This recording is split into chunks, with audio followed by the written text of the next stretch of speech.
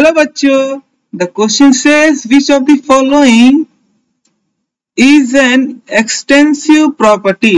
हमें बच्चों चार ऑप्शन दिए हुए हैं, mass, enthalpy, energy and all of this. हमें ये बताना है बच्चों, जो ऑप्शंस हमें दिए हैं वो ऑप्शंस में से कौन से ऑप्शंस हमारे एग्जाम्पल हो जाएंगे एक्सटेंसिव प्रॉपर्टी के बच्चों। तो हम बढ़ते हैं अपने सोल्यूशन की तरफ। तो बच्चों इस क्वेश्चन का जो की कंसेप्ट लगेगा, इस क्वेश्चन को सॉल्व करने के लिए जो की कंसेप्ट लगेगा बच्चों,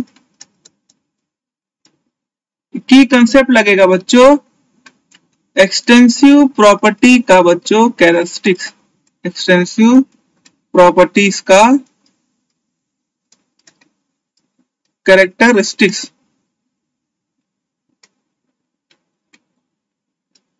एक्सटेंसिव प्रॉपर्टीज की क्या क्या विशेषताएं हैं, अगर हम समझ जाए ये विशेषता इन ऑप्शंस में है तो हम ये कह देंगे कि हाँ ये एग्जाम्पल है एक्सटेंसिव प्रॉपर्टी का। तो क्या क्या विशेषताएं होती हैं एक्सटेंसिव प्रॉपर्टी? मास, एक्सटेंसिव प्रॉपर्टी मास, साइज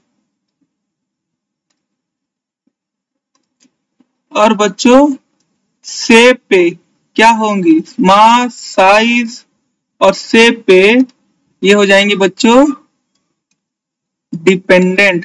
क्या हो जाएंगी? ये हो जाएंगी डिपेंडेंट।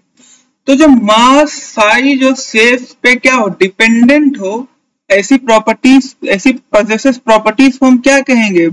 Extensive properties. क्या कहेंगे बच्चों? Extensive property.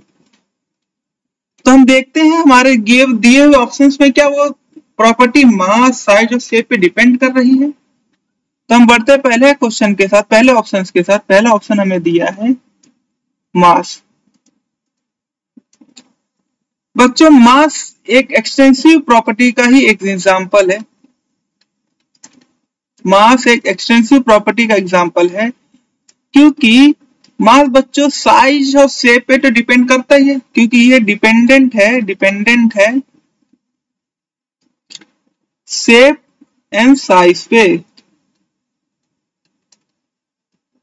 जैसे बच्चों अगर मैं एक स्क्वायर बनाता हूं 1 बाय 1 सेंटीमीटर का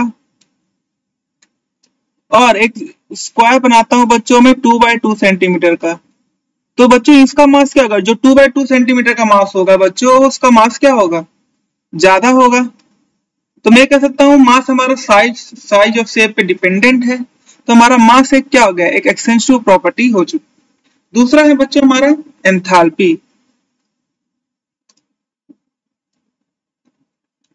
हमारा दूसरा ऑप्शन है बच्चों एंथैल्पी। एंथैल्पी बच्चों एक फॉर्म है एनर्जी का,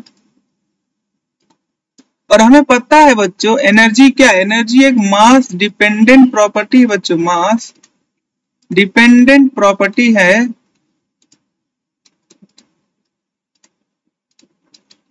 अगर ये मास डिपेंडेंट प्रॉपर्टी है बच्चों तो ये क्या हो जाएगी?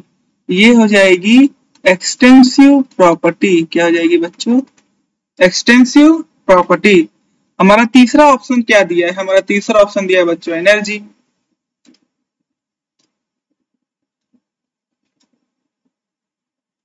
हमारा तीसरा ऑप्शन है एनर्जी। एनर्जी बच्चों अभी मैंने कहा energy itself is a mass dependent property. Mass dependent की बच्चों आइंस्टाइन इक्वेशन में पता है E = mc²।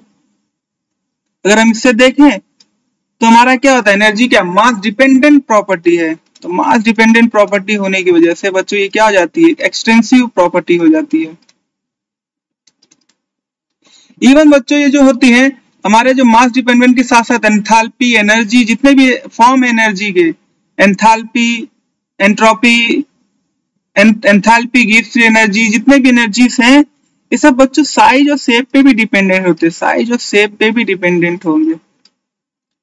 सिमिलर एग्जांपल दो बच्चों, जैसे अगर 1 बाय 1 सेंटीमीटर का कोई स्क्वायर है बच्चों और 2 बाय 2 सेंटीमीटर का कोई स्क्वायर है बच्चों, तो इन दोनों में बच्चों जो एनर्जी प्रेजेंस होगा, एनर्जी किसमें ज्यादा होगी? इन दोनों में अगर इंटरनल एनर्जी बात करें, एंथैल्पी की बात करें, तो बच्चों जिसका शेप ज्यादा बड़ा हो जाएगा उसकी क्या हो जाएगी?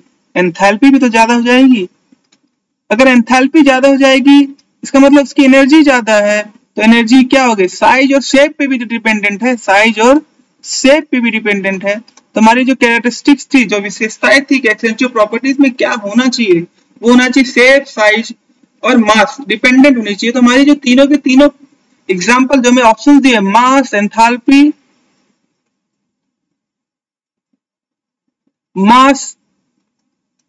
एंथैल्पी और एनर्जी, हमारे तीनों के तीनों क्या है, एक एक्सटेंसिव प्रॉपर्टी के क्या एग्जाम्पल है, हमारे एक्सटेंसिव प्रॉपर्टी के क्या एग्जाम्पल है। इसका मतलब हमारा करेक्ट आंसर क्या हो जाएगा बच्चों, हमारा करेक्ट आंसर हो जाएगा option number 4, all of this. I hope you understood very well. Thank you and best of luck.